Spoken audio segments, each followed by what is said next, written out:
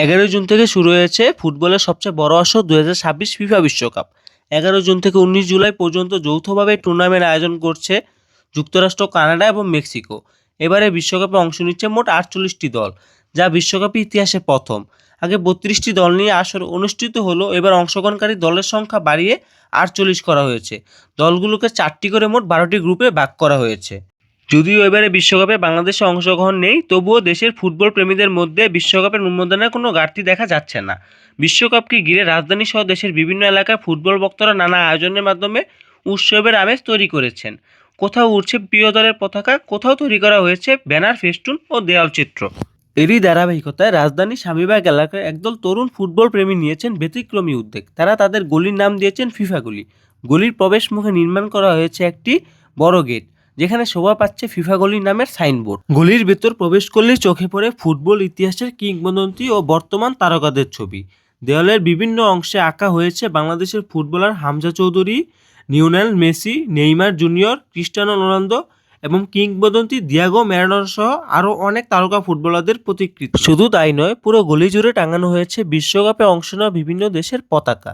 রঙিন সাজসজ্জার ফুটবল তারকাদের প্রতিকৃতিতে সজ্জিত এই ফিফা গলি এখন এলাকাবাসী ও ফুটবল প্রেমীদের জন্য বিশেষ আকর্ষণে পরিণত হয়েছে। স্থানীয়দের মতে বিশ্বকাপকে ঘিরে ফুটবলের প্রতি ভালোবাসার প্রকাশ এবং নতুন প্রজন্মের মধ্যে ফুটবল সংস্কৃতি ছড়িয়ে দিতে তাদের এই উদ্যোগ।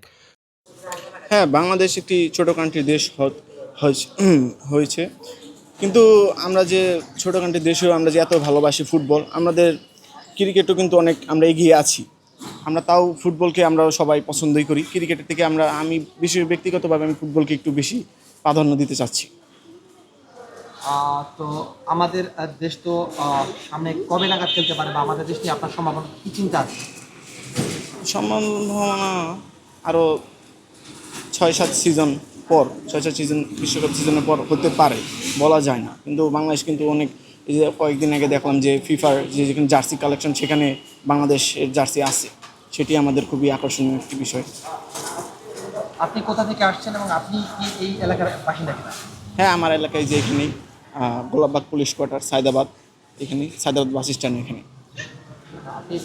ব্রাজিলের খেলা ভালো লাগে, নেইমারের যে চুলের কাটিং এগুলি ভালো লাগে, কিন্তু আজকের যে খেলাটা হয়েছে ভোরবেলা ওটা আমরা দেখেছি, কিন্তু নেইমার ছিল না দেখে একটু কষ্ট লাগলো। নেইমার ওদের ইতিসে প্রশিক্ষণ দিয়েছে, যেটা দেখা গেল, কিন্তু নেইমার ছিল না দেখে একটু খারাপ। বাংলাদেশ নিয়ে কি চিন্তা ভাবনা? খেলতো তখন আমরা সবাই বাংলাদেশকেই সাপোর্ট করতাম, এই বাংলাদেশ খেললো না দেখে একটু সবাই দুঃখী। বাংলাদেশে আরও উন্নত করা উচিত, যে কোচ বা প্লেয়ারগুলা সবাইকে মানে সুযোগ দেওয়া উচিত। কিন্তু আমাদের দেশে হচ্ছে কি ভাই, আমাদের দেশে সিন্ডিকেটের কারণে কেউ এভাবে খেলতে পারতেছে না। দেখা যায় যে ভালো খেলে তাকে নেওয়া হচ্ছে না, যে ভালো না খেলে তাকে নেওয়া হচ্ছে। এই সিন্ডিকেটের কারণে আমাদের দেশ এগিয়ে যেতে পারছে না। এই সিন্ডিকেট যদি সরানো হতো তাহলে বাংলাদেশ ওয়ার্ল্ড কাপ খেলতে পারতো, আমার যেটা মনে হতো। বিশ্বকাপ চলাকালীন সময়ে ফিফা গলিতে ফুটবল প্রেমীদের ভিড় আরও বাড়বে বলে আশা করেছেন আয়োজকরা। ফুটবল শুধু একটি খেলা নয়, আবেগের নাম। আর সেই আবেগের বাস্তব প্রতিচ্ছবি পুরান ঢাকার এই ফিফা গলি। রাফিউল ইসলাম, রাইট নিউজ টিভি, ঢাকা।